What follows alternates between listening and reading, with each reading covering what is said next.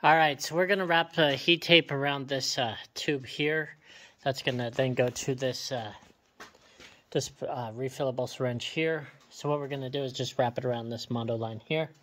So let's go ahead and do that. So first thing you want to do is, you can check out the Cart Farm videos too, but this is kind of how I do it. So first thing you want to do is latch this spring right with the cords. You got the cords, your temperature sensor. Go ahead and just link this guy to this bolt here. Okay, now that he's linked, you see him linked like that, what we're going to do is wrap him one time around this guy. So let me go ahead and do that. Okay, you can see I have him pretty well wrapped right there, just one time around. And I got that temperature sensor right there. You can see that black cord. That's good. That's kind of where I want it. That way I could kind of sense what the oil temperature is. Next, what I'm going to do is wrap it around one more time and up and over this bar here. Let me show you what that looks like.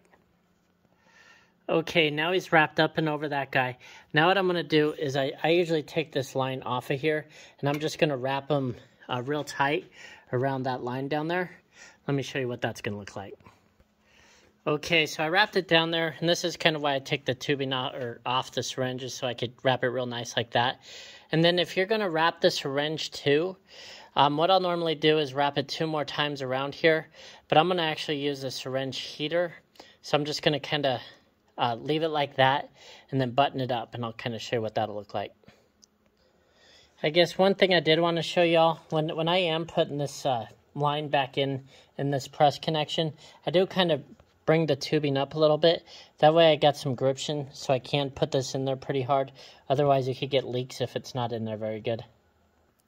Okay, now I got it pretty much wrapped up. When I did put that line in there, you normally will hear like a click, especially if it's new. It'll kind of click into place when you do push that connection in. And then I usually give me about this much length, because what I'm going to do is attach them to those wires there and button it up so it stays. Let me go ahead and do that now. Okay, so you can see like the 2 cables here, they go down in between these bars, and then I just button it right up to there. And then what you could do is you could then kind of move these coils down a little bit. That way you could kind of get some surface coverage here. And then you're buttoned here, and then all the way up. Then what I like to do is I'll take these cables. This will be kind of your smallest cable. But what you can do is you can then put it in where all these wires go into the zip tie. Trying to do it with one hand here. All right, something like that. And then you could go ahead and plug it into a temperature right here, or wherever you want. Usually you could kind of keep it in the back, because the cable does get a little short right here. But that way then everything is kind of out of the back. You can see everything kind of just goes in there. And then that way if you home the machine, you're good. Let me go ahead and show you.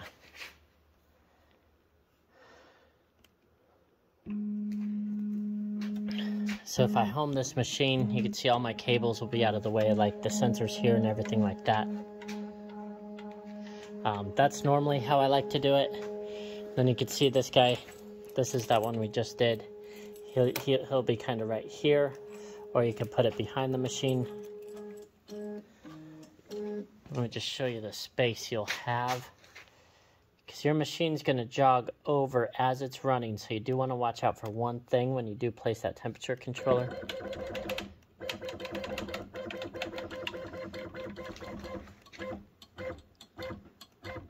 Is he will come all the way over here. So you just kind of want to make sure that your controller has enough slack to still fit in right over here. If you got any questions on that, let me know, but that's usually how I wrap that guy.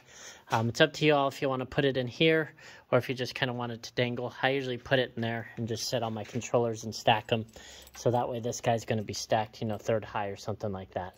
If you got any questions on this though, go to www.RockyMountainPLC.com and let me know. Thanks.